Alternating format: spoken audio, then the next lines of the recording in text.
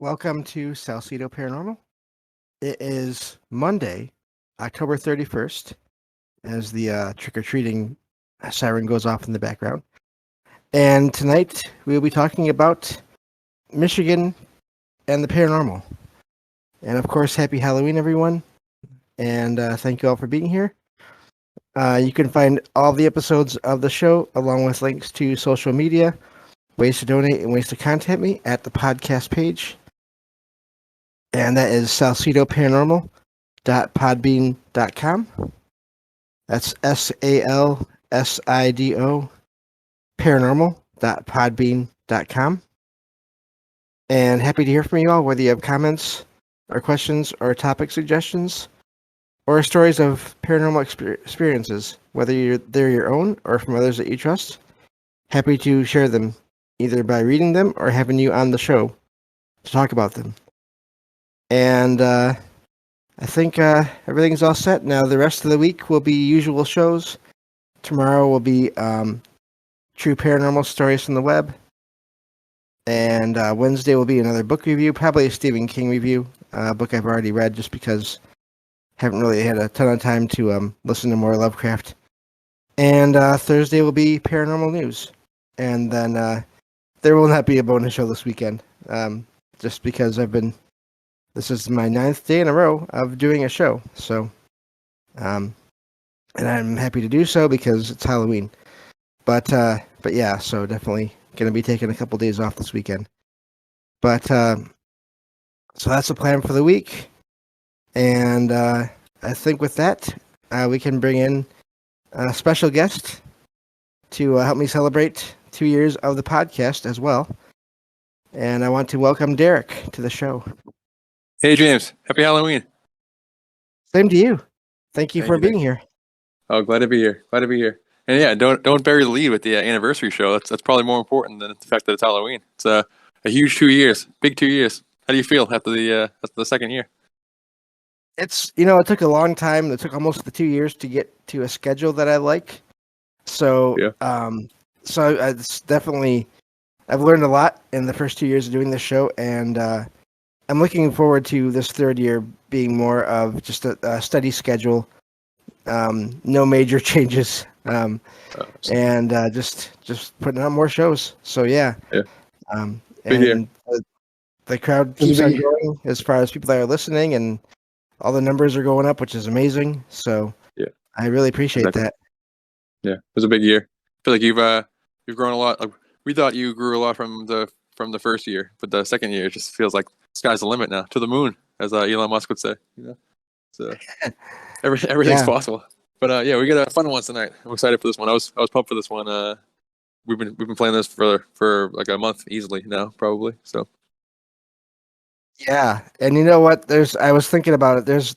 I'm sure we both found so many articles. We're not going to be able to just include them all in the episode description. So whatever we all talk about tonight, you all, I'm sure you'll be able to look around online and find out stuff about it and go from there, because I know I have like 4 or 5 things, and I'm sure you've got 2 or 3 times as many as that. And so yeah, it's too many articles. I'll try best I can. Like, I don't want to. I'm gonna have a tough enough time to like try to parse through all my notes and everything. So I don't want to have to do that and then try to post pictures and then try to post the links. So best I can, I'll like post some of the articles like after the show's over, maybe in the stream. So if anybody wants to check those out, hop in the Discord after. But I'll definitely reference the articles while I'm going through them. So if anybody wants to, they can look it up on their own. But yeah, ton of stuff. It turns out Michigan may be the hotspot of all American or North American weird activity. It seems like it's kind of the nexus zone of, like, you name the activity, it seems like to be happening in Michigan. Crazy.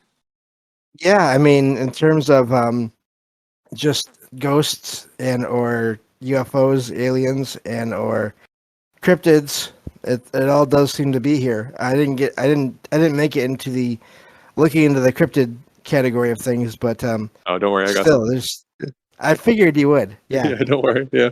We got plenty.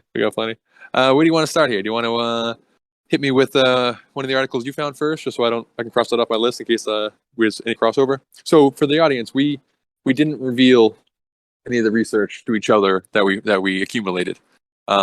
so we'll kind of get the reactions organically. Like we don't know what we're going to be talking about, and also like full disclosure, James is from Michigan, and we're doing his home turf, and I am from Massachusetts, so I'm coming in with very very little Michigan knowledge and just trying to see if I can find any cool nuggets. And yeah, I mean, needless to say, Michigan is overflowing with strangeness, so I'm excited to talk about it.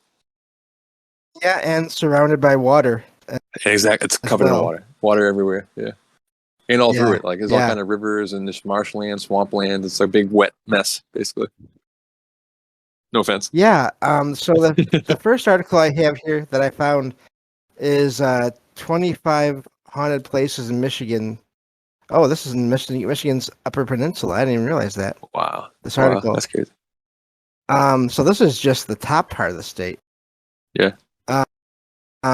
But let me see here, and that's neat because I've never actually been up there before. But so let me see here. I was listening to a bunch of podcasts the past few nights to try to just like, while I was working, like I didn't have free hands to like do any physical research until I got home. So to just try to like narrow my search down to see what I'd be looking at, and I've cranked a ton of them, and like one of them was talking about how this might be, I'm not sure if it's completely accurate, but like the Upper Peninsula, and they call people, I guess, from the Upper Peninsula, Yoopers, I guess. Is that a thing? They call them a Yooper? Yeah. And yeah. apparently. So I guess it's like 1/3 of Michigan's land size, but it's 3% of the population. So basically it's like there's like nothing up there. There's just wilderness and mines and just a lot of strangeness, as we'll come to find out in this episode. But it's weird how like it's very scarcely populated. So just imagine how many sightings there would be if it was as populated as the rest of Michigan, you know? Yeah, definitely. I'm looking here. Let me see here. I'm gonna go to another article after this because this is all just upper, and I didn't realize that. But yeah. So I'll do 2 ghost articles here, and I'll just be skimming through them because there's just so much. Yeah. But so let's see here. I'm just gonna do something real quick. Copy and paste a link into my browser. But okay, so one thing that some people may have heard of is the Paulding Light. Yeah. And that's a small town in the Upper Peninsula, and it's known for this light display that happens along a stretch of Highway 45. And people have been checking it out for years, apparently, and there's no explanation for what it is. Yeah. And so these are apparently lights that are different colors, white, red, and green. And they say that it's the spirit of a railroad worker. That's hard to say. Who passed away while trying to switch the tracks, or an American man dancing along the power lines, which is something that's like there. So either way, that's very weird light going on there. So yeah. For sure. Go ahead and do thoughts on that. I have some notes on that here, so I'll just kind of like read those off kind of now while we're talking about it. But so just kind of a general thought. Like, there's a lot of like what we'll talk about. There's a lot of like witch stuff. It's very like witchy during a certain time period, and then there's a lot of like Native American stuff. There's a lot of the hauntings are blamed on like Native American burial grounds, that type of trope or whatever, which could be the case in some instances, but like I think that's kind of like an Americanized, kind of westernized interpretation of hauntings, that like it has to be some type of murder or trauma on the site for it to cause some type of paranormal activity, which I don't necessarily subscribe to. I think that's the case sometimes, but I think that like I'm most interested in like the land itself and how the actual land and like these vortex spots and portal spots and things we talk about all the time, and how like these Native American sites and these like sacred spots, they knew where this energy was kind of focused on. They would kind of build their areas around these things. So I don't think these lands and areas are haunted because they're on like Native American sites. I think the Native American sites are on the places because these places have like special spiritual, metaphysical properties to them and stuff.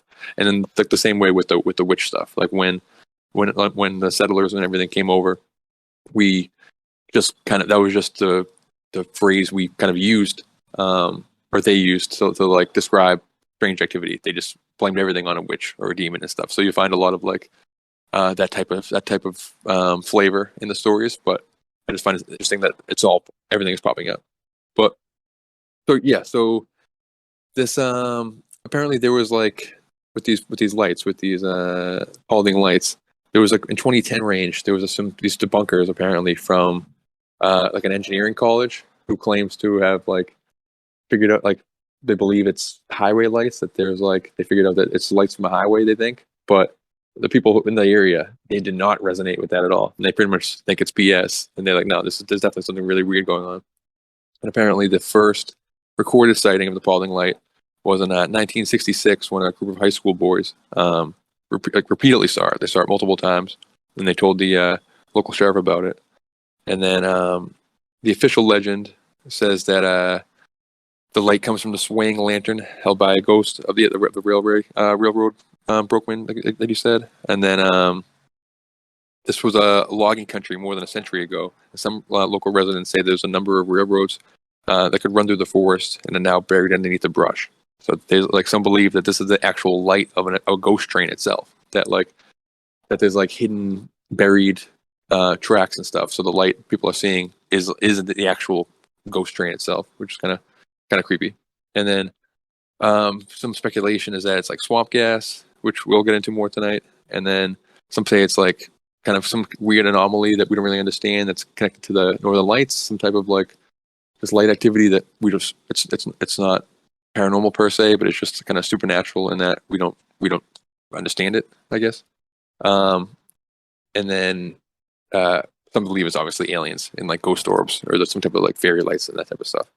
But the debunkers also say that like the sightings seem to start up when the highway was built. So that it's just to lay at the skeptical side of it. There's a possibility that it's like some type of weird anomaly with the reflection of highway lights. But the people who live there, they don't believe that. They genuinely believe that it's some type of weird activity, which is cool to me. Yeah, it is, and I agree with you on the Native American and then the witch, those points that you touched on there. I definitely agree. Yeah. On those kind of tropes back before that was really a word. Yeah, exactly. That was happening, and I thought I remembered it being having something to do with railroad, and it being actually the light of a ghost train. That's something I may need to do an episode on ghost trains. Yeah, that'd be cool. Yeah, that'd be cool. Because it just makes you wonder, what is that? I mean, if it's a light, or if it's a some people I know, I forget where, I've heard different stories over the years and read them that people will see actual ghost trains or ghost vehicles. I mean, we've heard of ghost cars before. Yeah, and exactly. So it just makes you, what is that? I know. In like we're gonna be bouncing around. It's tough. It's gonna be impossible to try to go in any kind of order. So there's like I tried looking for ley lines in Michigan, and it's tough to like really find concrete ley line maps. It's like a pretty new field of research and stuff. But like in like the ley line study, like, or in like the ley line like ideas, kind of there's the idea that like railroad tracks or highways were like purposely designed on to like kind of mirror Native American paths, like hunting paths or like tribal like some type of like ritual paths or whatever. That they like repurposed these more ancient like energetic paths that it could be that it's not that there was some kind of ghost train like some type of train accident that caused some type of haunted train. It could be that just this area that there's like energy along these like highways and railroads, because like that's kind of where the currents flow, and just because we know that there's railroad tracks on them, the way the phenomena shapes itself through our observation is as a ghost train. You know, we're seeing a ghost train because we expect to see a ghost train or some type of like ghost conductor with a lantern and that type of stuff, because our brain says railroads, it must be that, but just like the idea that it could just be any type of some strange phenomena because it's on these energetic lines. I just find it really interesting. Yeah, definitely. Yeah. Yeah. I think there's one other one here that we should mention for Michigan. Okay. And that would be, of course, and anyone that's seen any of the paranormal reality, quote unquote, reality shows Yeah. is probably aware of this, but Mackinac Island. Yes. And it's they say in this article here, it's thought to be the most haunted place in Michigan. Again, I always take that with a grain of salt because I think there's paranormal activity everywhere. It's just a matter of when it's noticed and when it's reported. Yeah. But there are many places, maybe in the Grand Hotel, which it says it was built on the military's first military post cemetery there, which is, I hadn't heard about that. That's weird. Fort, which is again explored by different TV shows. I think the Grand was also the Grand Hotel was also featured on shows. To Mission Point, which is I believe is another hotel. So there's just all kinds of locations there, and I can tell everyone that's this description here. Mentioning all these places, these are places that before being haunted. So I'm pretty sure there's something to that. Yeah. Exactly. So there's another one that they say again. It's a huge Native American burial ground too, and it's just okay, maybe. But also it's just did like, and also like when we get into the UFO stuff and all that type of things, there's a lot of like military bases in Michigan, so people will kind of dismiss the alien flavor, their side or connotation to UFOs because like no, it's just a human craft. But like, irregardless of advanced human vehicle is still strange and weird. But like but again, back to the ley line energy point thing, I think that like the idea that aliens or UFOs are kind of sounding military bases, I think might kind of be an older paradigm that might kind of it might not be exactly accurate. I think that's like military bases are built on these power spots, so that UFOs, cryptids, weird stuff is attracted or is around these power spots, and the powers that be are also probably aware of these power spots more than the average person is, and then they build their military complexes, tech complexes, any type of like CERN or any type of like crazy scientific weirdness, because they're also trying to investigate these things the same as an alien would and stuff.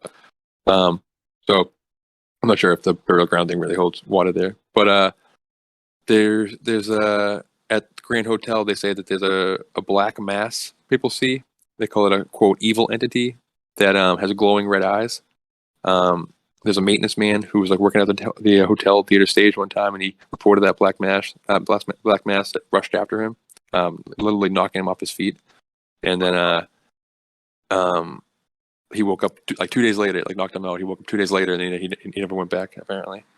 And then like this, they're just crazy. And then the staff reported seeing a man in a top hat playing the bar's piano, and people in like Victorian clothing are seen in the halls and the beds and stuff. And there's another hot spot called the Drowning Pool.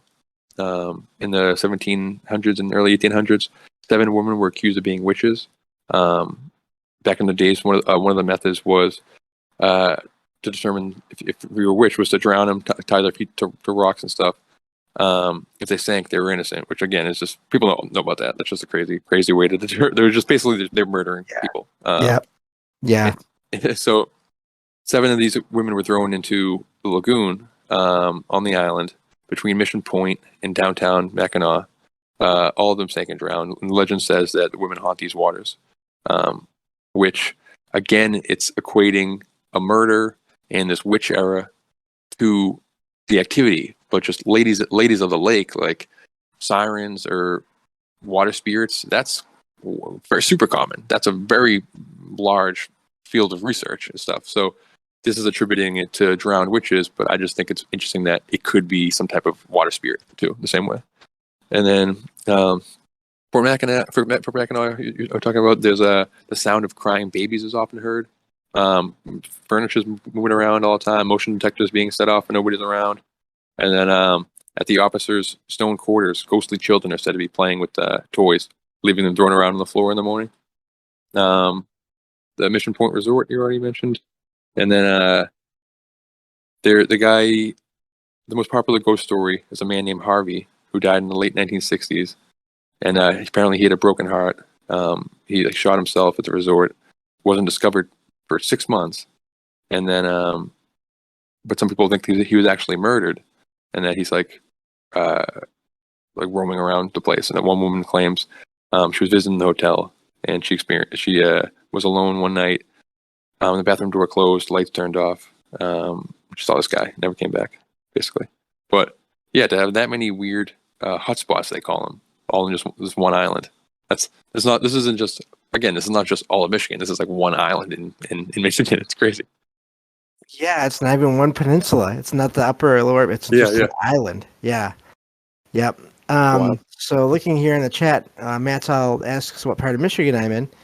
And I'm actually in Macomb County, which is southeast Michigan. And I always forget this. It's actually a little bit north of Detroit, which is a major town. And Nice. major city, of course. Most people that know Michigan or the U.S., they've at least heard of Detroit.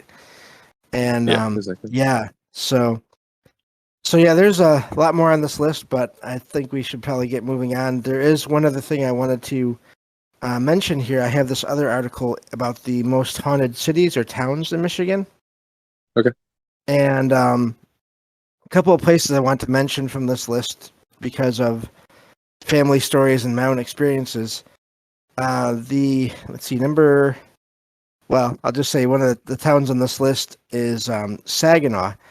This is where my grandma's, I guess it'd be my great aunt, lived. My grandma's sister lived back, I think, in the 60s or maybe even earlier. Yep. And their house, like, I only have bits and pieces. I think I've told them before, bits and pieces of stories about things that happened in that house.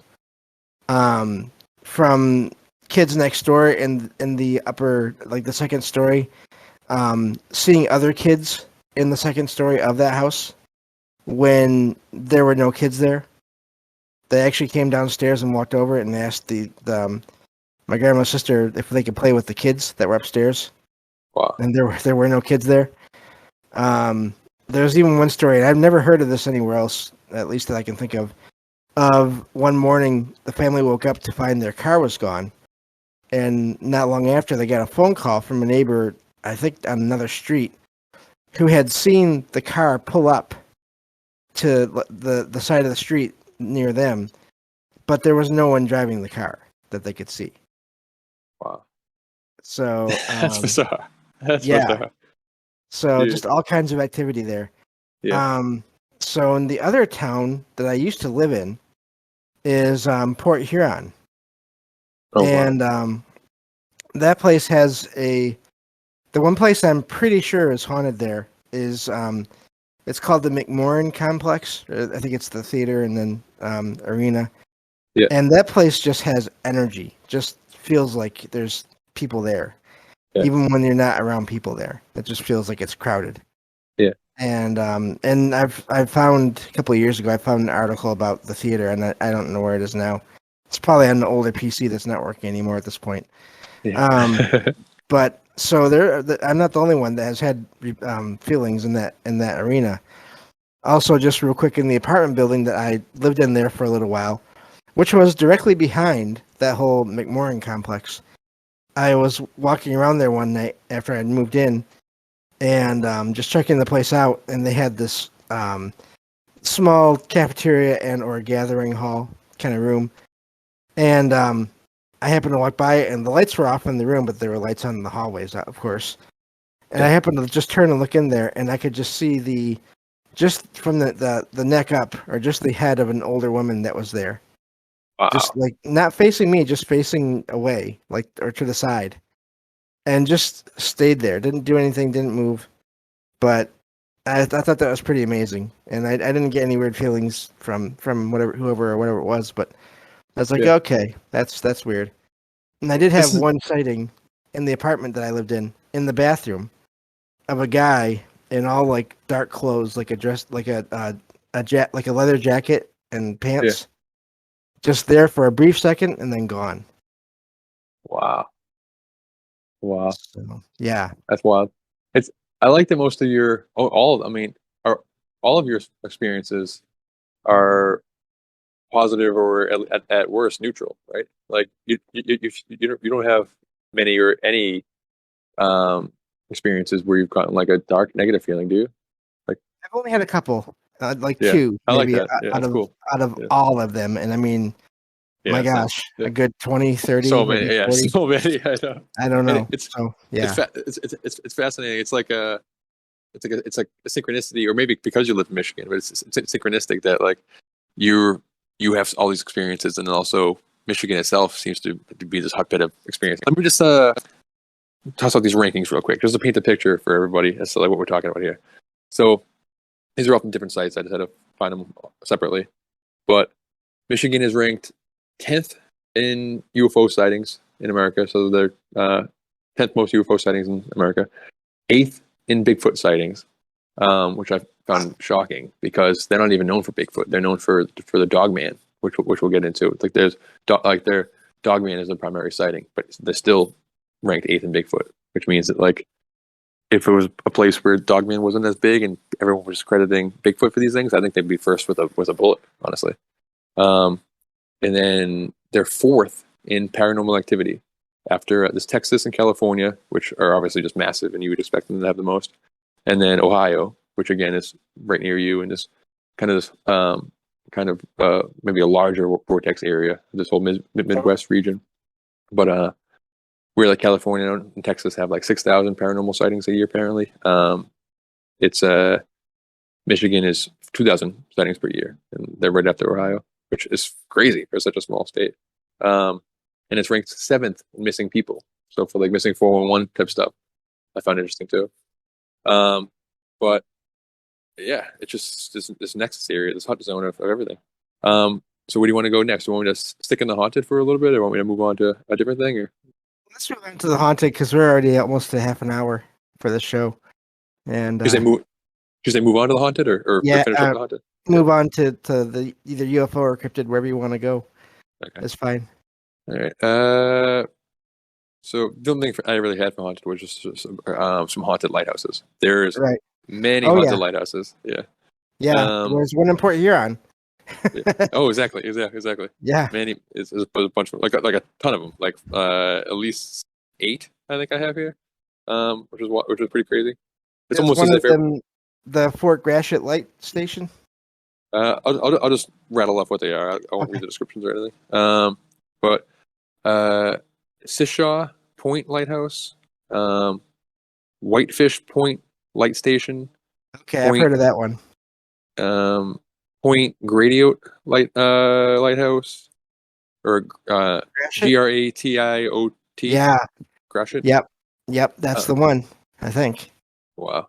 Uh, wow, that's crazy. Detroit Rock City Paranormal is hosting a paranormal investigation there last week, so it must be Okay. haunted. Um, Point Iroquois Lighthouse in Brimley. Um, these are a ton of crazy names, but Wagashants Shoal in Mackinac Straits. White River Light Station. South Monatow Island Lighthouse, or Manitow. Point Point Aux Point Au Au. It's like a combination of Native American and French words, so it's Yeah. tough. Yeah. It is. Point Au Bark, like BRQUES Lighthouse, Fairpoint Harbor Lighthouse, Old Presque Isle Lighthouse. And I only copied and pasted the most haunted ones, like the ones I found the most fascinating. So there was even more on the websites I found, which I just found crazy. Obviously, there's a chance that like every person in their local region just considers their lighthouse to be spooky and haunted, but Yeah. there's also just like a ton of sightings that all these people have actual crazy weird sightings, and just lighthouses in general. fascinate me. Like, because on a human level, they're used as like these literally a guiding light. Which I wonder if kind of metaphysically, they kind of might have a similar act to like lost spirits and that type of thing. And yet, living there, especially the further back in time you go, living in those places was not easy. No, I know. There's a movie from like 2018, 2019 called The Lighthouse, with Robert Pattinson and I'm blanking on his name. But it's very Lovecraftian. It's very creepy. Nice. So all right, so here we go. Wanted to do some cryptids, hit some monsters here for a little bit. Yeah. All right. Sounds good. All right. We got the Dewey Lake Monster first, also known as the Sister Lakes Sasquatch. It's reported to be an ape-like creature, similar to descriptions of Bigfoot. Was allegedly sighted in the summer of 1964 near Dewey Lake and Sister Lakes in Dowagiac, Towagiac. This creature was described as covered in hair, approximately 10 feet, 500 pounds, and had glowing eyes. In June of 1964, the story gained national attention after local residents reported seeing a large, hairy creature with glowing eyes. Police searched the area. The alleged sightings and found nothing. Nevertheless, the reports caused furious thrill seekers and monster hunters to besiege the community that summer. So apparently now, like, it's a kind of a touristy thing. Like they have like entrepreneurs selling monster getaway gas, monster burgers, monster hunting kits with like nets and flashlights and squirt guns and stuff, mallets and steak. It's pretty funny. The beast had already been known. So that was from the regular Dewey Lake Monster wiki, and then this one from the cryptid fandom wiki, and it's the beast had been known by the locals in the area for many years prior to 1964.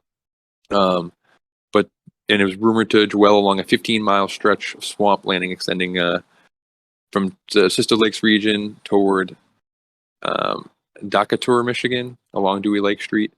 However, Decatur. Decatur. Yeah, Decatur. No problem. For the record, for the Massachusetts one, you'll be having the same problem. Oh, I'm sure. Yeah. And then so in 1964, gained national attention after several notable attacks and sightings prompted investigation by authorities. Yada yada. Yeah. So it's in marshland again, which is, we talked about it before, but marshland, swampland is considered by Native Americans and by many cultures to be mystical, because it's like on our plane, in reality, it's where the land and the water kind of mix together. So that on the metaphysical, on other planes, the idea is that it's where other realms kind of merge together too. So it acts as these kind of gateway points, which is why like New Orleans is on a big swamp, and that's very mystical. Or like Washington D.C. was intentionally put on a swamp, and they call it the swamp, and that's, everyone knows that's all designed geometrically and all that kind of stuff. So the one thing I didn't have time to really deep dive on was like the founders of Michigan. Like I don't know who like the elites are. I don't know who were the first people to come over here, which would get me into more conspiracy stuff. So unfortunately, we had none of that. But like, there's too much of everything else, honestly. Was the only that was the only question mark I had. Is like, I wonder if people knew that this area had the mystical convergence that it is, and that's potentially why they came here and settled there. Because like one podcast I was listening to, like the mitten ladies or something like that. Like it's like a podcast all about Michigan weirdness, and I listen to a few of them. And like one of the hosts, her last name was Coburn, which I recognize from like my area. There's all kind of Coburn stuff. Because I'm like around where the Salem witch trials were. So she says her great grandmother, whatever, was an accused witch at the witch trials, and then had to flee from Massachusetts to Ohio, which again is the number 3rd most populated place and has most paranormal place according to that list, and has all the Ohio giant mounds, all the serpent mounds. It has all kinds of UFO stuff. It's it's probably one of the weirder places in America for sure. And then from Ohio to Michigan. And then like in my Massachusetts deep dive, I found like direct like secret society and stuff. Like the ones who kind of first went to Ohio, I found direct connections to like weird occult esoterica and stuff. So I wonder again if the story is like fleeing from a witch trials, witch connotation, pop over to Ohio where the esoteric stuff is, and then pop over to Michigan. Yeah, like, if we ever do a part two, that's where my direction will be. Yeah, sounds good. Just real quick, Detroit does go back to USA, pre-US times in terms of being a fort. There being a fort in or near there.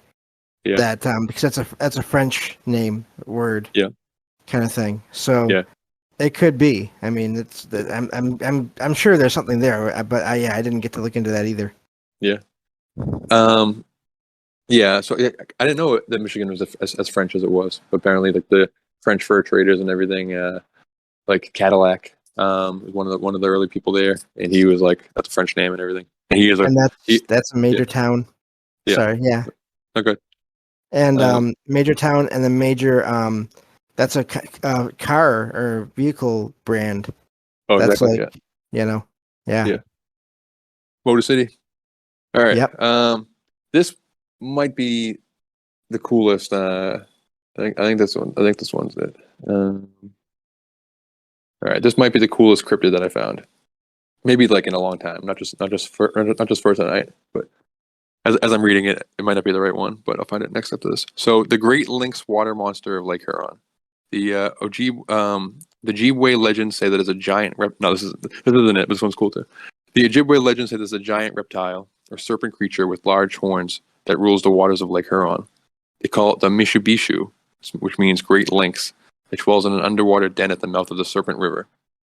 And they're like literally every story that we're going to be talking about today is like centered around a river. If it names some type of like geographical descriptor, it's usually of a river. And you make the case that a lot of these are animals. Animals would be going around rivers too, but just we've talked many times about there seems to be some type of like connection, energetic connection between rivers and this stuff, means great lynx dwells in the mouth of the river. The tales of this creature are very common. You won't be in trouble hearing stuff about it. It's saying in the 17th century. So that was from Townships of the North Shore. This next article also about this is from GreatLakes.com. .guide. The Mishubishu. Yeah. Sorry, there was this one's calling it. Yeah, go ahead. Sorry. Yeah. No, go ahead. Just real quick. The Lake Huron, that's the one on the east side of the state, and then there's the St. Clair River, I believe, that is connected. It connects Michigan to Canada on the east. Oh, and wow. Port Huron, which is where I used to live, is right there. That's one of the major bridges that goes from Michigan to Canada. And so this Lake Huron thing, that's I didn't know about that, and that's neat because St. Clair County is right at where that river opens up. That St. Clair River opens up going north into Lake Huron. Wow. So yeah, I mean, and I've been there. Wow. The St. Clair thing, that's how we might have talked about it on the first time I was on the show, like way back in the day.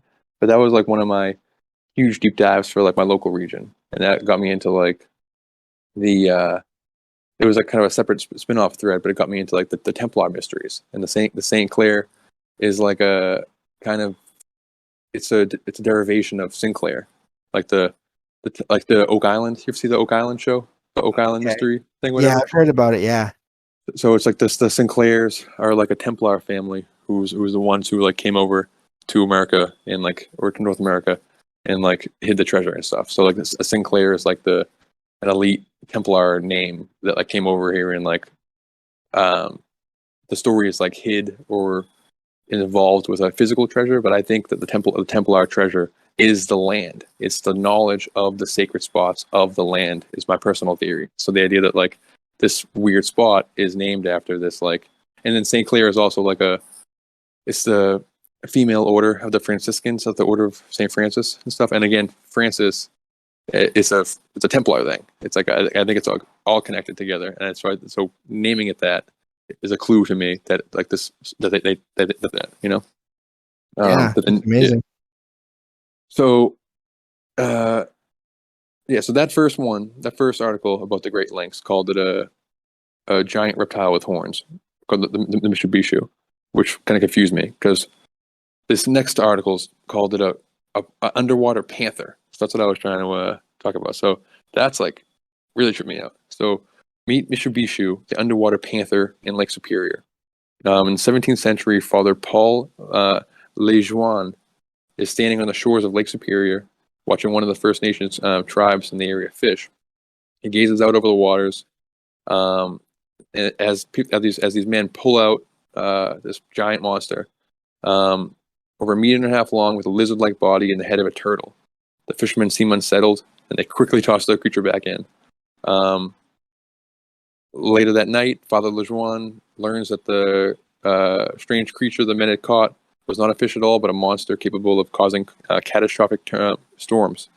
When they released it, it's because they were afraid to, or they were hoping to escape its wrath, essentially. So the Mitsubishi has all kinds of crazy names I'm not going to try to pronounce, but they're literally like ridiculously long. They're like Lovecraftian meets Native American names. It's insane.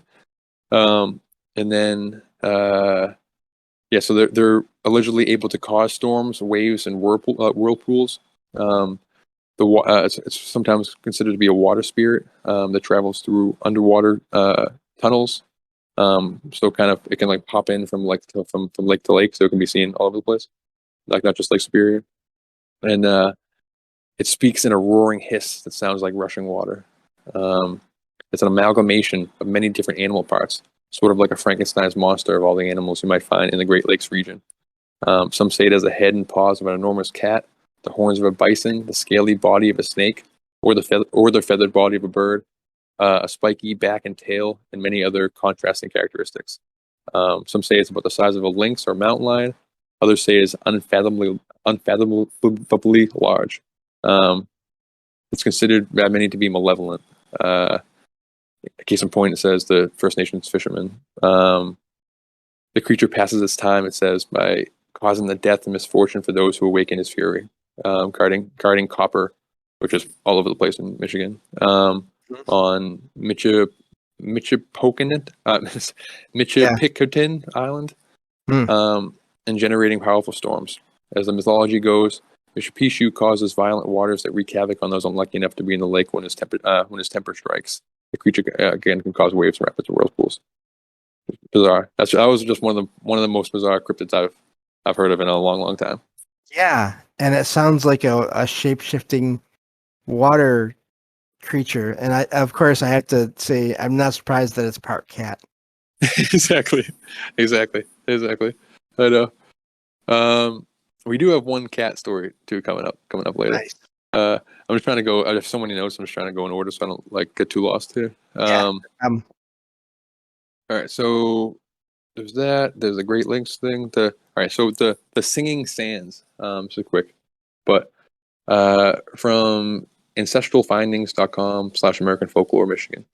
This is a beach on the south side of Keweenaw Peninsula that has an interesting association with it. The legend goes that a young Native American woman lost her true love to Lake Superior and spent the rest of her life crying on the beach, calling to him. Because she spent so long doing this, the white sands of the beach are imprinted with her energy, and the sand itself still sings and calls out to her lost love. You were supposedly able to make the sand sing by patting or brushing the surface of it with your hand. This only works on the Betty Grise beach. If you take sand from that beach anywhere else, it will not sing for you. That was a quick one, but it's interesting. Wow. You hear that? Yeah, that is. Yeah. No, I never heard of a lot of these, which is really amazing. Cool. I figured. Yeah. And Lake Superior, for anyone that doesn't know, that's the one at the northernmost part of the state. Yeah. So yeah, that's getting right near Canada. And again, the French thing as well. I mean, there's people there known as French Canadian. French Exactly. is a Yeah. big language in Canada. So sorry, go ahead. Exactly. No. And the fact that it's like on the Canadian line, and like, like the Upper Peninsula thing is fascinating to me. The fact that like this is I think the only state now, like Massachusetts and Maine, way back in the day used to be all Massachusetts. So those are like two disconnected land masses that are the same state, but that was like 200 years ago. But Michigan, it's two, like the fact that it's two different land masses has always like fascinated me. It kind of tripped me out, and the fact that the Upper Peninsula, it's like, I mean, the case could be made that they want it, they would fight over it because of the copper and all the minerals that it has in it and everything.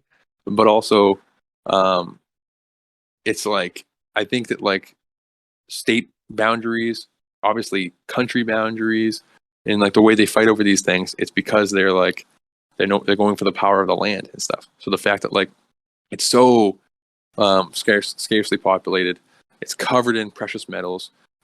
There's like magnetic anomaly all along it, and it's sticking off all by itself. It's a fascinating place. It's really I don't know, it's really cool. Yeah, and it does look like though in this image, it's either connected to or very close to Wisconsin. Yeah, it's what I mean. It's like Wisconsin should be just part of Wisconsin, but like Michigan must have fought for it hard. That's like what I mean. They must have like made a whatever meeting that was that where they set up the boundaries. Like you see that all the time when you're looking at like state lines and stuff, like Mass and New Hampshire.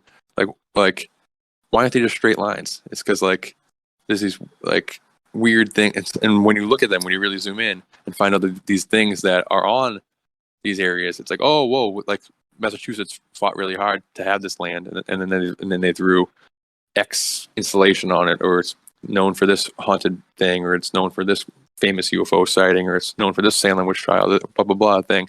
That it's like, I don't know. Obviously, the case can be made that they wanted it for the copper, but like for the half, I mean, we're doing a paranormal show, so I think you can also make the case that they're doing it because it's like that's the holy grail. It's the earth power. Like that's what people are looking for. Well, look at the way that one article that I didn't realize that was the 25 most haunted towns just in the Upper Peninsula or places in the Upper Peninsula. Exactly. That's not that big of a landmass compared to the Lower Peninsula, and yet there's these places that are just super haunted. So yeah, sorry, go ahead. No, and so few people live there. Like that's what's fascinating. It's like a third. It's a third of the It's a third of the size, but with 3% of the population. That's crazy. So California and Texas obviously are 1 and 2 for amount of sightings because there's so many people and the land is just absolutely huge. This is a small chunk of area with no people on it, and it's still like loaded with paranormal sites, which means people are just going over there and seeing like the success rate of seeing something weird must be very very high over there. You'd imagine. Yeah, seems like it. Okay, so next weird thing, the Nain Rouge, Nain Rouge, alias Lenain Rouge, the Red Elf, the Red Dwarf, the Demon of the Strait, Rubrum Pumilio, the Red Imp, Detroit's age-old guardian. So this one's kind of more centralized to Detroit. I've heard of this one. Yeah. This is a cool one. So it's saying its origins in an early French settlement of Detroit are proposed as deriving from the French tales of the Lutin, a type of hobgoblin, along with the Native American legends of an impish offspring of the stone god. So again, like I just find it fascinating that it's a combination of Native American lore mixed with French lore. Just creates this a really cool amalgam of weirdness that was fun to look up. So it's saying that this is dude. Sorry, I'm not as good as a skimmer as you are. All right, so it's saying it's a legendary creature here, comparable to hobgoblins. Unlike the other Lutins, Nain Rouge is an evil creature that is feared as an omen of great misfortune whenever he appears, and is described as more frightening than the general hospitable Lutins. So Lutins are good guys, I guess, and these ones are kind of a bad omen. So he said his appearance is said to presage terrible events, The Nain Rouge appears a small childlike creature with red or black fur boots. It is said to have blazing red eyes and rotten teeth. That's from an account from 1896. This thing's been around for a while. The creature is said to attack the first white settler of Detroit in 1701, Antoine de la Mothe Cadillac. So this is the Cadillac guy, who soon after lost his fortune, which is what's wild. The creature is also said to have appeared on July 30th, 1763, before the Battle of Bloody Run, where 58 British soldiers were killed by Native Americans from Chief Pontiac's tribe. The small tributary of the Detroit River, which still flows through what is now Elmwood Cemetery River again, so turned red with blood for 7 days after the battle. It is said he was seen dancing on the banks of the Detroit River. River again, crazy. Multiple sighting occurred in the days before 1805, before the 1805 fire, which destroyed most of Detroit. General William Hull reported a dwarf attack, in quotes, in the fog just before the surrender of Detroit in the War of 1812. So it almost seems like kind of Detroit's version of Mothman. How like Mothman is kind of associated with the Point Pleasant bridge collapse being seen before there as kind of an omen of bad stuff, and that this is kind of the Detroit version of it. Yeah, it does. It does. Yeah. A woman in 1884 described it as resembling a baboon with a horned head, brilliant, restless eyes, and a devilish leer in its face. And there's just attacks and sightings 1960s, 1970s, 64, 76, 96. 96 was, yeah.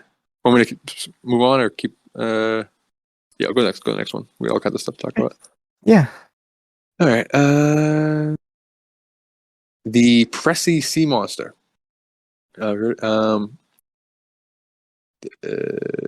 Many large, snaky, fishy things have been reported over the years among the Lake Leelanau monster, the sea monster of Mackinac Straits, Soggy, the Saginaw Bay. Many large, snaky fish things have been reported over the years, including the Lake Leelanau monster, the sea monster of Mackinac Straits, Saggy, the Saginaw Bay beast, and Goober, the king of the kind of bigger than normal worm splashing in the puddle in the driveway. I don't know what that means, what the sentence means, but No, me either. it's all in capitals, like it's a title of thing, like Goober, it's called the kind of bigger than normal worm splashing in the puddle in the driveway, like it's its full title. That's a weird thing. All right, so it's saying it's this Pressy sighting is the most common one, most like more than those other I just listed. It's whale-tailed but horse-headed. So there's a tail of a whale and a head of a horse. It's most commonly sighted, most commonly sighted at the Presque Isle River at the mouth of it. A famous photograph of Pressy was taken in 1977, but it's like a classic blurry kind of Loch Ness Monster type shot. People say that it could be anything, but it's kind of their famous Nessie picture, Pressy picture, and that's from MichiganLive.com. There's the giant green squirrel of Amble. Have you heard of this? This is crazy. No. Somewhere in Montcalm County is a town of Amble, Michigan. Population of approximately 16.7 thousand, I think. Home to a bar, church, a cemetery, and a legend. A legend of a squirrel so big, it says. It towers over Amble's tallest hill, and its chilling chitters echo through the canyons. It's only seen at night. When the sky is darkest and the moon is thin, like an almond sliver, because squirrels are like, I don't know. It's kind of a jokey article, but so it's making a lot of like squirrel puns. Yeah, sorry, go ahead. Yeah, and I'm pretty sure. I'm thinking that's Macomb County. I'm thinking that's Macomb. Yeah, Macomb. Yeah, sorry. No problem. Wow. Oh, that's cool. So you got a giant squirrel running around you. Apparently, I mean, there's squirrels all over the state, and especially it seems like there's even more of them. Like, I wonder, there seemed like there was a lot of them in Port Huron as well. Oh, really? So I don't know if that has to do with the water or what, but that's possible. Its eyes are either, so it says, some say its size varies from a creature as small as a cow, which is big, very big, very big, especially for a squirrel, who almost as big as your grandfather's '72 Buick. It says, which is monstrous. Its his eyes are brown or yellow or blue or amber or coke, depending on the witness. It says, and then again, it stresses the squirrel is friggin' green, like it's like a giant green squirrel. Bizarre. So that's two just extremely bizarre cryptids that I've never heard of until doing this research for this. And then melonheads, which I think we have a version of melonheads in Massachusetts too, but they're described as small children-like figures with large round heads. The melonheads of Michigan are generally spotted near Saugatuck. There are many versions of the story. Some say that these things are like paranormal creatures, that they're some type of cryptid thing. Others say that they're like a feral people, that there was like they're people with some type of condition. Trying to find the condition here. Hydrocephalus. That's says. what it was. Yep. Yeah, I've heard of this one. Yeah, a condition that causes buildup of fluid within the brain, causing the skull to become enlarged. And that these children lived at the Junction Insane Asylum near Felt Mansion. The children were abused, became feral, and released into the woods surrounding the asylum. This is in like the 50s and the 60s. Like a lot of teenagers were seeing it all over the place and everything. So, kind of one story is that they're just kind of a cryptid thing. Another story is that they're abused people with an actual condition, and they went feral into the woods. And now, like decades later, it's just kind of this mutated feral species that most likely is terrorizing and eating people. Like that's another theory for like predatory Bigfoot or the predatory wild man in the woods. Is that it's feral humans, and that like if we like American Horror Stories did one like last year about feral people, and like the like missing 411 is actually, it's not portals, it's not Bigfoot, it's like it's feral humans who, like, when they go into the woods, after generations, they start to just like become like animals, and they start to like crave human flesh and everything. It's dark, but there's a plethora of theories about those, which is weird. Yeah, and real quick, Felt Mansion is also known for being haunted. Oh wow! Oh jeez, Louise. And then the big one, as far as for cryptids is concerned, is the Dogman, the Michigan Dogman. Absolutely, man. It's like the Dogman is pretty much a Michigan thing. Like it's I think other places will call them like there's Bigfoot, but it's the Dogman here. And depending on who you're talking to or the mythology, it can be kind of werewolfy, where the person is transforming into a dog thing, or it could be some type of humanoid dog person, like a dog that just can stand up and walk on two legs, or like a human that did some type of ritual that tries to like transform into a dog. So it could look like just a regular dog, but it might be a human. So it varies. And some just say it looks kind of like a more dog-like Bigfoot, but still kind of similar to a Bigfoot. So this article, evandist.com, talking about legends of the Dogman. The French explorers called it Loup-garou or Root-garou. The Native Americans, it was a Wendigo. So he's comparing it. This site's comparing it to more Wendigo than Bigfoot, which to me is probably more fascinating. Saying to the rest of us, the Michigan Dogman is pretty much your standard issue werewolf, like American Werewolf in London or The Howling, with shape-shifting wolves. So legend has it the Michigan Dogman is an extra-large wolf capable of rearing up on its hind legs to show off its human or torso, stare at you with blue or amber eyes, and unleash a frighteningly terrifying human scream, which is freaky. And that's a common thing with the Michigan Dogman, is that like it shrieks. It has like the kind of like scary banshee kind of type thing. It's very unsettling, and like being around it is it's not like Bigfoot where you kind of get the feeling of being watched, and it's more just kind of like an animal in the woods. This is more of like a paranormal presence where you get a dark feeling when it's around. You get like an unsettling feeling when it's around.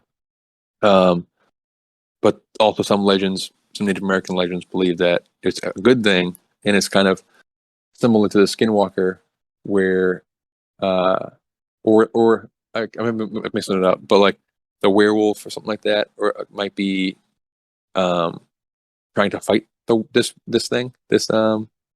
like dogman that's kind of like a defender of against the Wendigo, because like a lot of the Skinwalker lore in the American Southwest is like the Skinwalker primarily is a good guy and it's used to like battle the evil Wendigo. So like in Michigan they have kind of a dogman Wendigo kind of battle too, but they just don't call it Skinwalker around here. They call it the Ruguru. And then what's really fascinating is there was like let's go see back in 1996, 97 on April Fool's Day in Traverse City. There's a DJ called Steve Cook who wrote a song called "The Legend" that reiterated tales from northern Michigan that like really just took people by storm, I guess, and started getting a bunch of calls about seeing a dogman and stuff. So like they attribute kind of the dogman term, like the term, or like kind of the being in the zeitgeist to this like this radio DJ creating kind of a jokey dogman song, just like that talks about kind of the narrative form of just like kind of like a dogman legend or whatever. And then but people calling and be like, no, but this DJ claims that he'd never heard of dogman before. He claims that he just thought it'd be funny. It's April Fool's Day.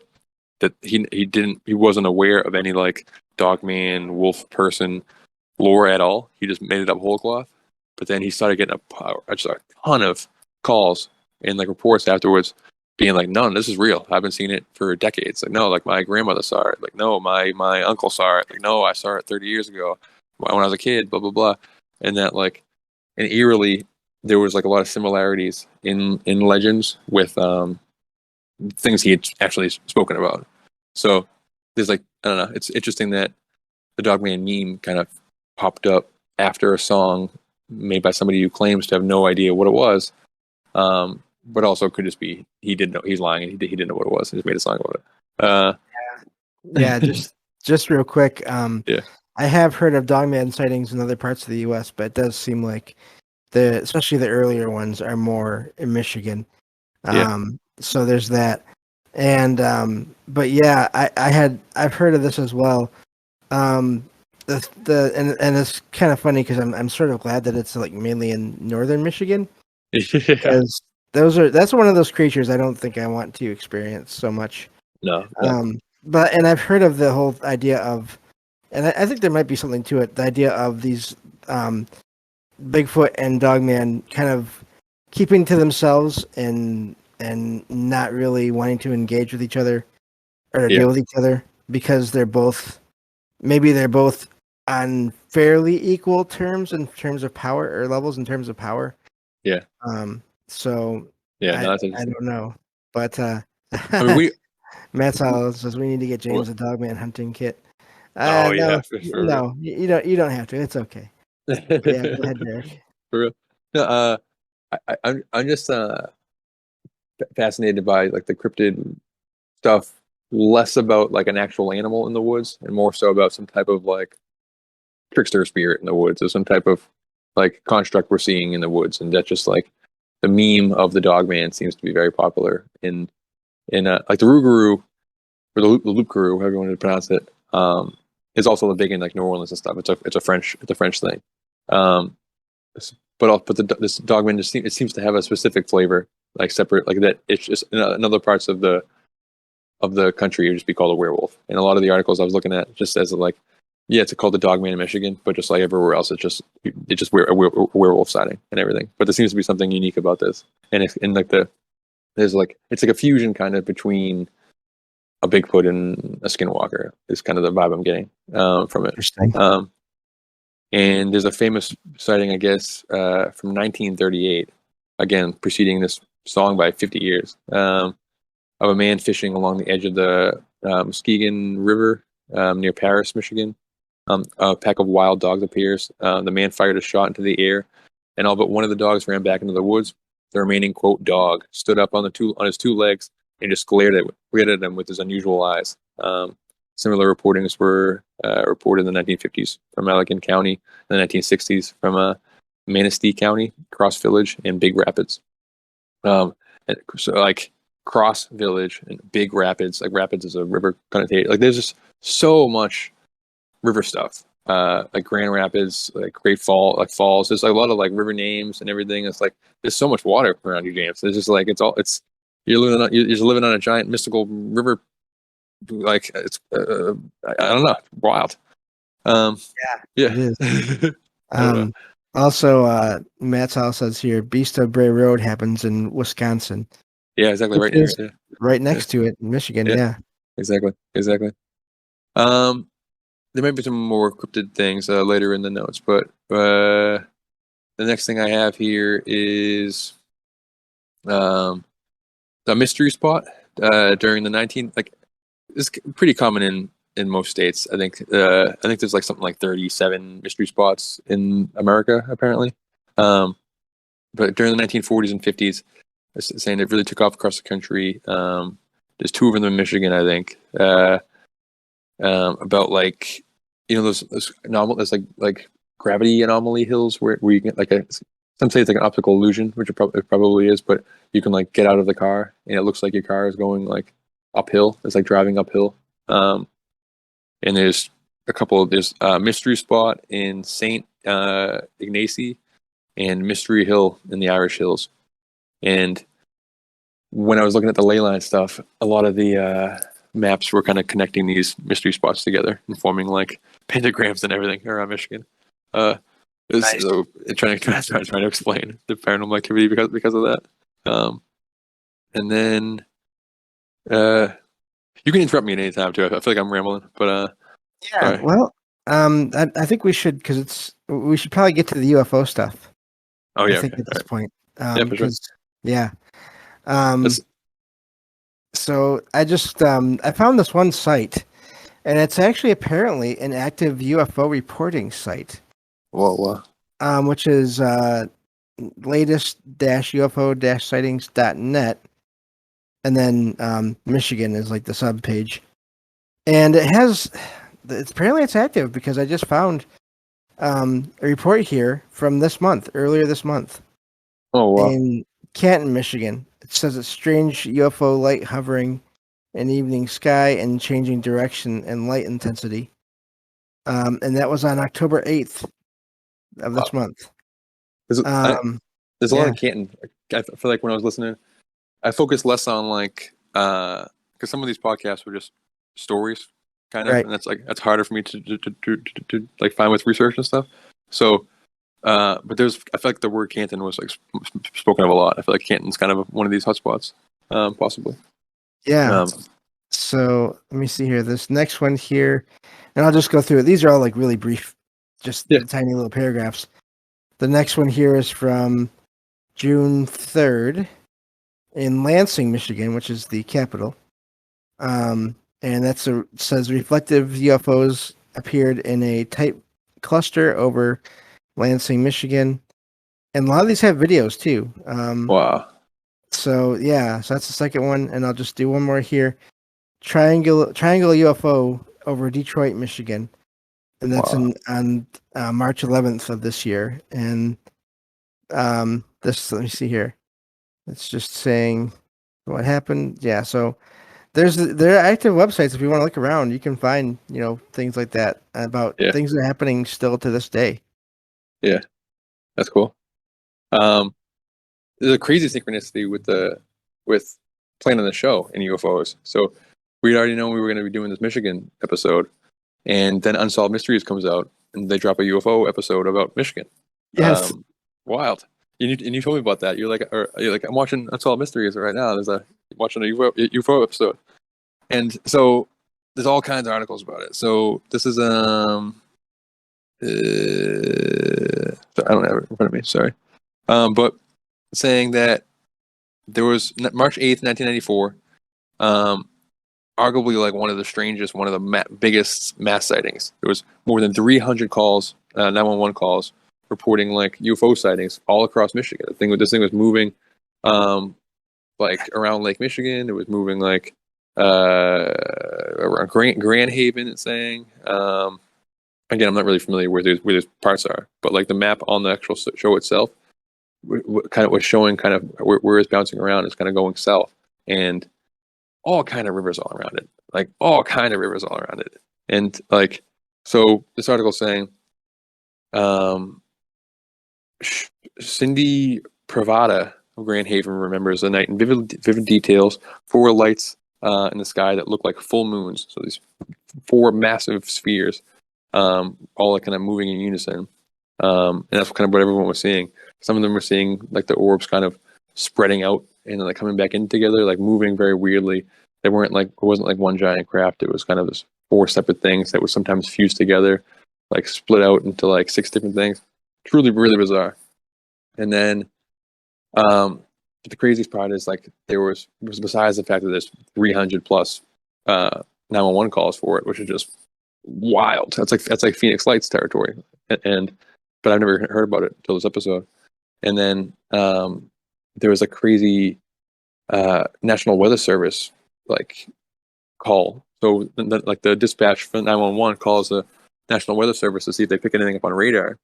And there's I won't go into the whole thing. People should watch the episode. But basically, this guy like tracked this thing on the radar, on these things on the radar for hours. And it's like he's saying that you shouldn't be able to see it on the radar. It's like massive blobs on this weather radar, which is supposed to pick up weather. It's not supposed to pick up crafts like this. He was saying, and he was saying they kept like coming in and coming out, like blinking in, blinking out, and it was almost that there was an interaction between them, like as if they knew he was watching them on the radar and stuff. Like there was a high strangeness element to it. But this is like, to me, maybe more impressive than Roswell and the Phoenix Lights. This is like one of the wilder mass sightings I've ever heard of. And again, Michigan, crazy. Yeah, and at one point in the episode, I remember because I listened to it.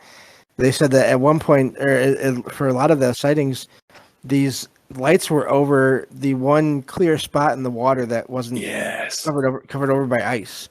Oh yeah. So again, you have this they're near water. That is crazy. Focused on the place where it's liquid water. Exactly. There was another UFO.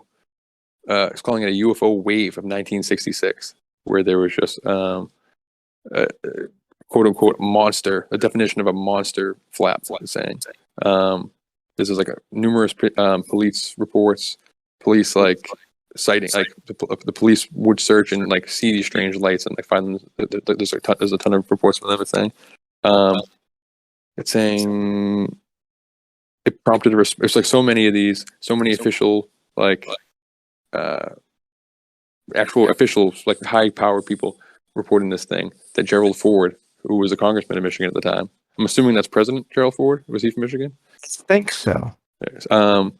He actually had to like give a announcement saying there's going to be a congressional investigation into this UFO thing. This is a huge deal, but apparently it never came into fruition. It says it was like focused around Isabella County, and I think this might be where the term swamp gas comes from, because J. Allen Hynek, who's in charge of Project Blue Book, had to come out and check it out, and he says it was swamp gas. So like I think the idea of swamp gas stems from this Michigan UFO wave of 1966, which again, a pillar of UFO phenomena takes place in Michigan. I didn't know that till it was the research either.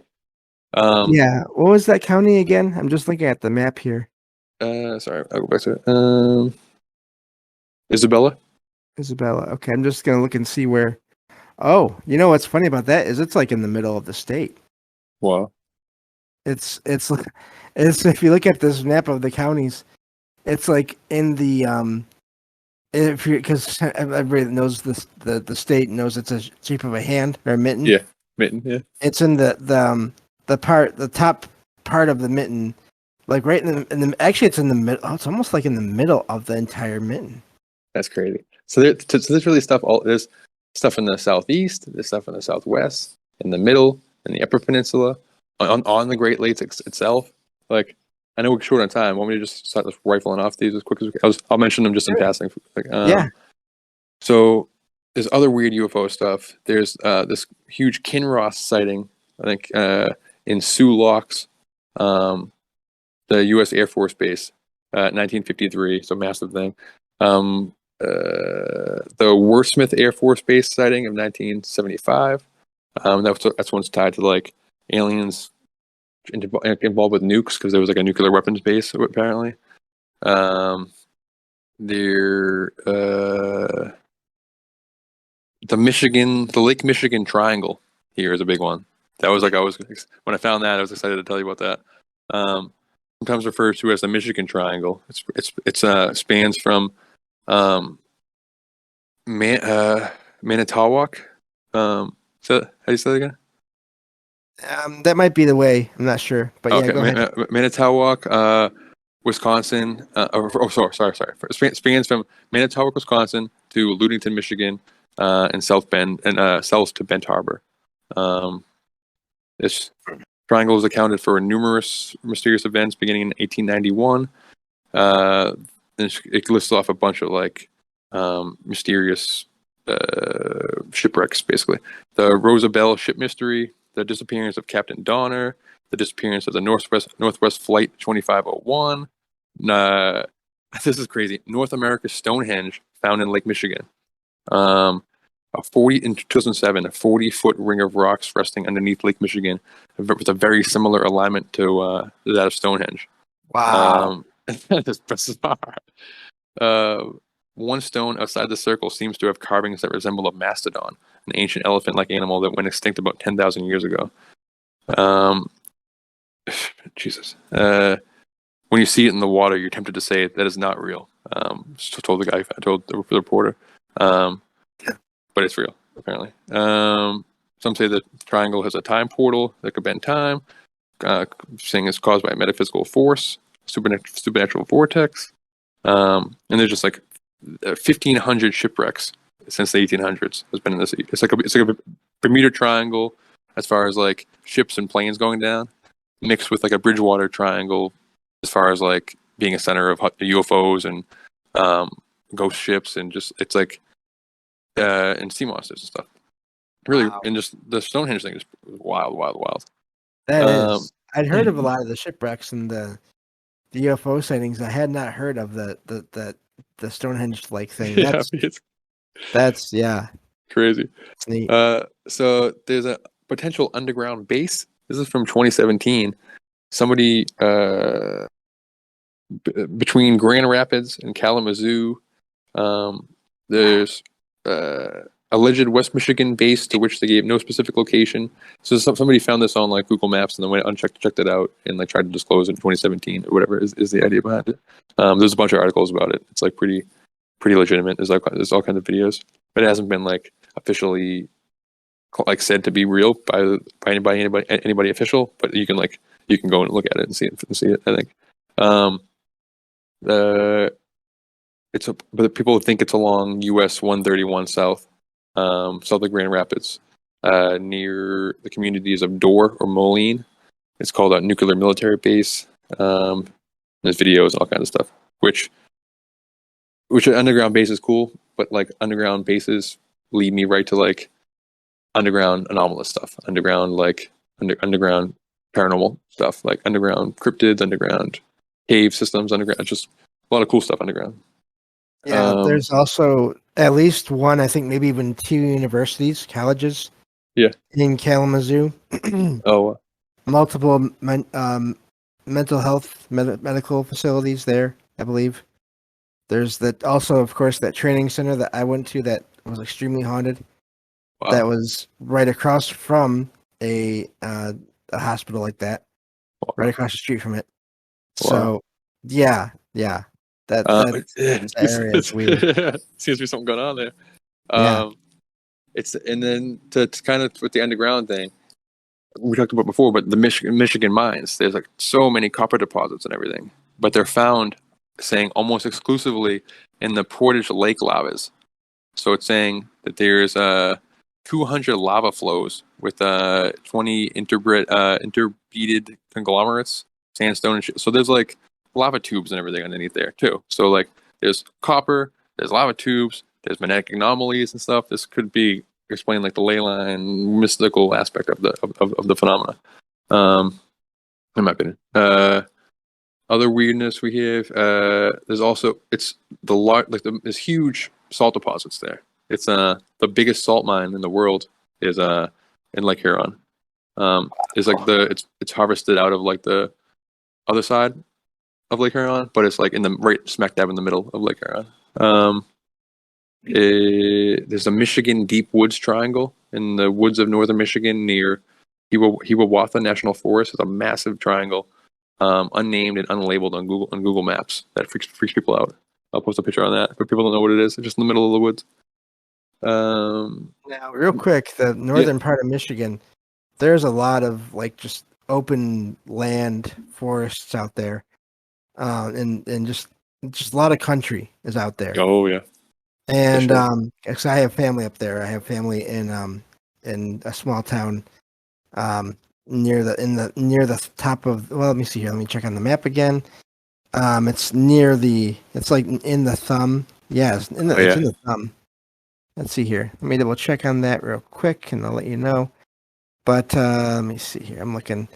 If y'all ever reach me on Discord in the voice chat, I'll tell you the name of the town, but it's really small. I don't really want to say what the name of the place, but it is. Yeah, it's in the thumb. I'll just say that much. So yeah, and that area has a weird feeling to itself. It's in the way it's all open. Yeah, and I stayed overnight there once, and just looking out into all that open land, I was like, I don't know. I felt like there was like stuff out there. I really did. Yeah, for sure. And like the woods itself has a tie. So again, I looked at some Native American lore, and saying that they're like known as like woodland tribes, kind of, and they like there's a certain amount of like veneration of trees. So the Anishinaabe is kind of like the main Native Americans who lived there, the First Nations people, consisting of it's like an amalgamation consisting of Algonquin tribes, Ojibwe, Odawa, Potawatomi, a few other ones. But their religious beliefs are sorry, I'm trying to get the good stuff. Animism is the core of their belief system.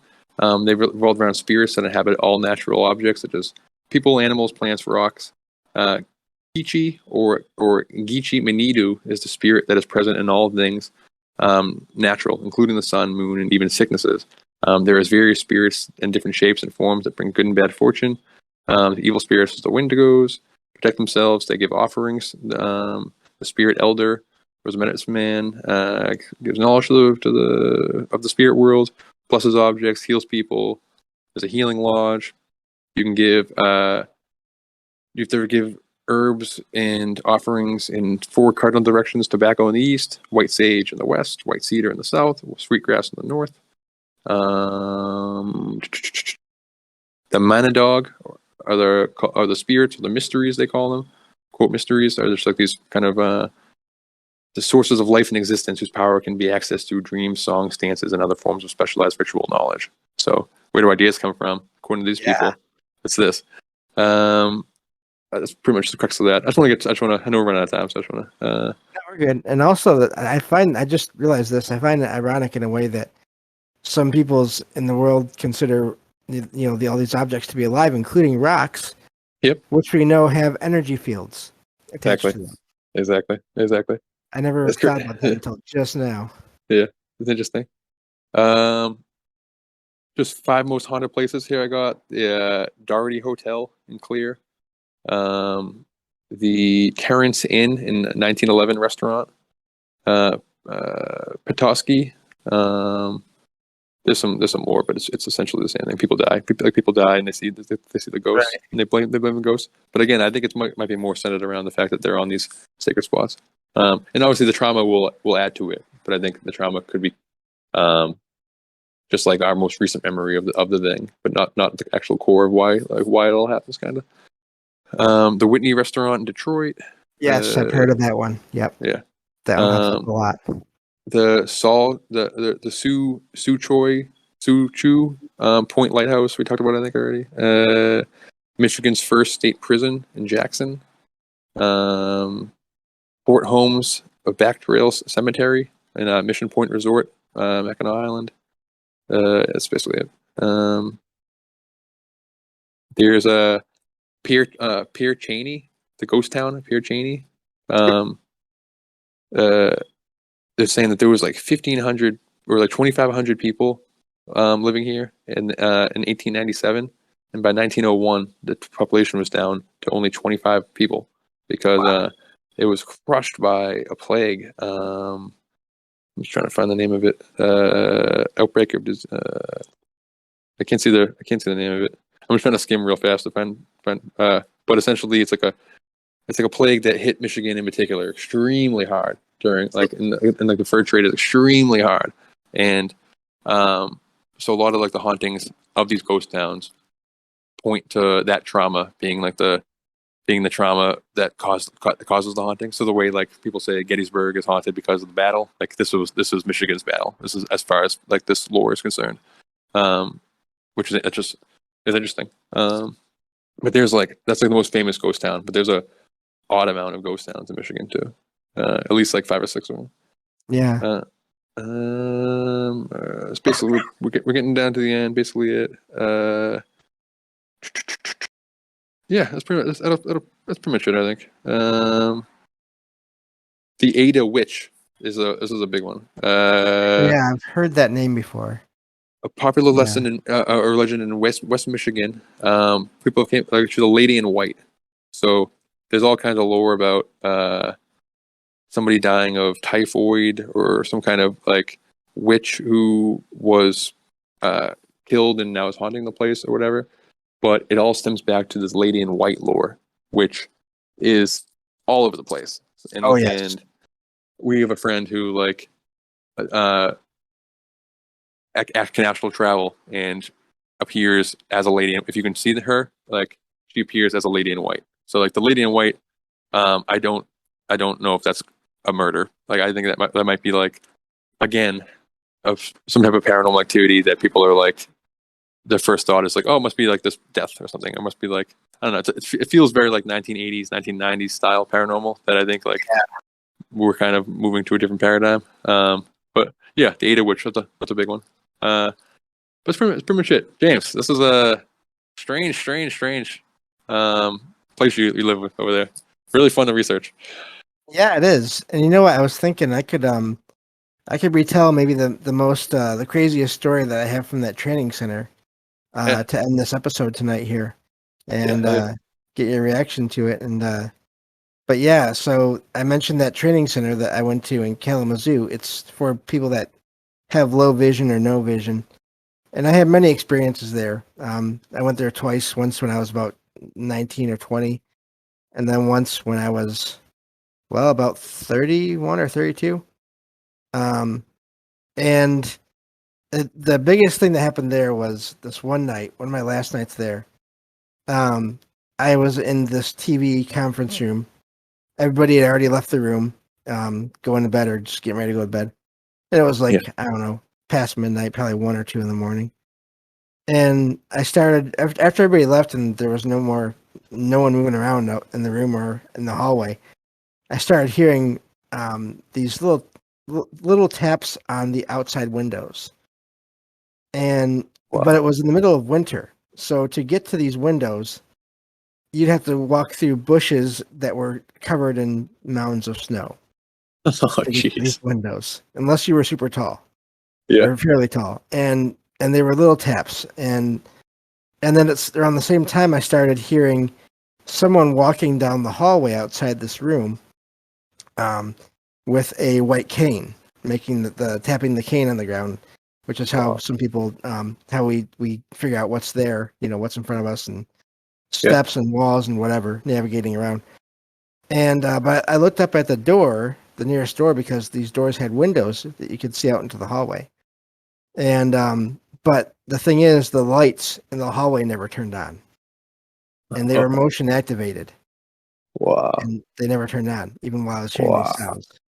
That's crazy. And Yeah, and so and I this is I mean this is after most of my experiences really, so I wasn't really freaked out. I was really interested in what is going Oh on yeah. here, and so I just kept on. I was on my laptop. I was working on one of my stories, and at one point I hear a harder knock on one of the windows, and I turn and look, and it's one of my friends. Yeah. Um, and he is motioning for me to go to the other room next door, which is the library, which has a door that you can use to get in and out. So he wanted Yeah. me to let him in, basically. Yeah. And so I let him in, and he came into the room, and all the knocking had stopped at this point. Yeah. Once he was in the room with me, and the sounds of the hallway had stopped as well. And he was saying, "You're not going to believe this," because he said I was in my room, and I started hearing bumps and bangs in my room, and he said I decided to try recording the sounds in the room to Wow. do like what they call an EVP session, electronic voice Yeah. phenomenon. Yeah. Because this whole time we were there, we'd been watching shows on all this stuff too, Nice. and and having experiences, hearing knocks and seeing shadows in the back of the room while we were Jeez. listening to these shows in that same Oh conference room, jeez. actually.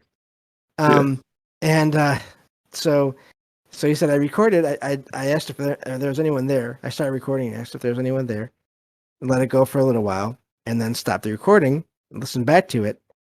And he said, and I'll play what I recorded here in a second for you. But he said he went out to smoke a Yeah. cigarette, and came back in to go and show me. And he met another of our friends in the hallway. Tried to play this recording for them. It would not play, Wow. and so that freaked him out even more. So he went back outside. If I remember right, and so The to smoke electronics again. again. Yeah, and so that's Jeez. when he eventually came right in and got me. And he said, "So here's what I got," and it was a recording of a woman's voice that I recognized from two other times in that place. The first time I was there, so over a decade earlier, I recognized this voice. Now I Whoa. heard this voice once in the middle of the night when I was trying to go to sleep in the room I was in, and then another morning while I was on the phone with another friend, we both heard it On the phone? in In the the phone? phone. Yes, on the Oh phone. jeez, Louise. And Wow. and Whoa. so and it was just it sounded like they were just working, like they were just saying what they were doing, like to someone else they were working with. It was just like I'm coming down the hallway now. Yeah. But it wasn't like a threat or no, it was just like they were going through their usual motions. Yeah. Um.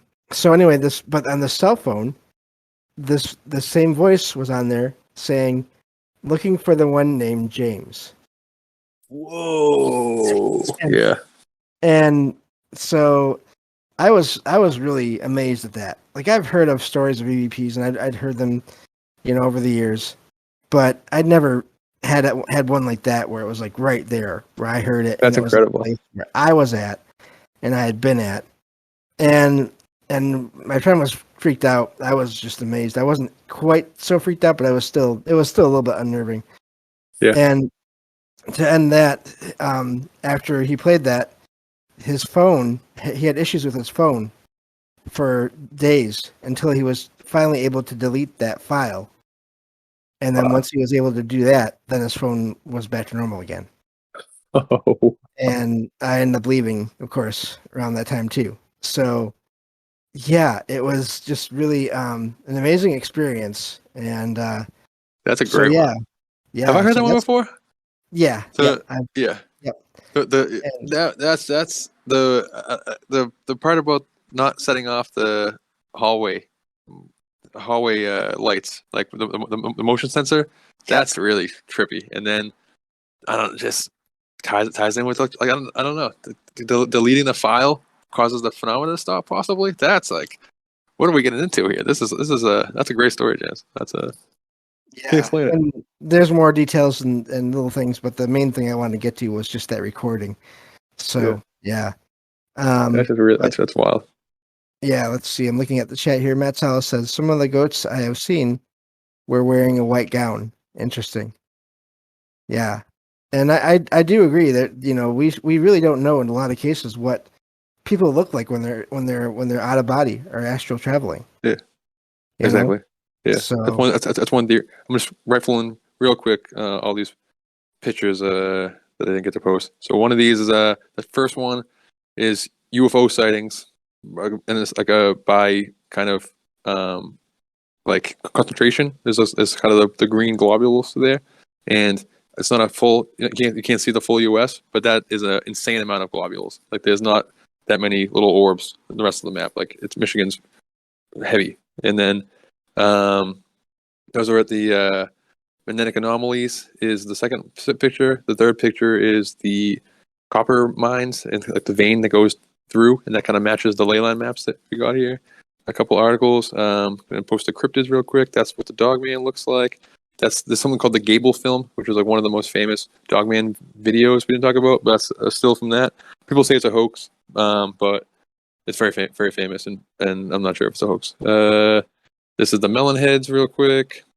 This is the that red imp thing. Very creepy. There's giant mounds, and there's like skeleton bones we didn't talk about, but those were also found in Michigan.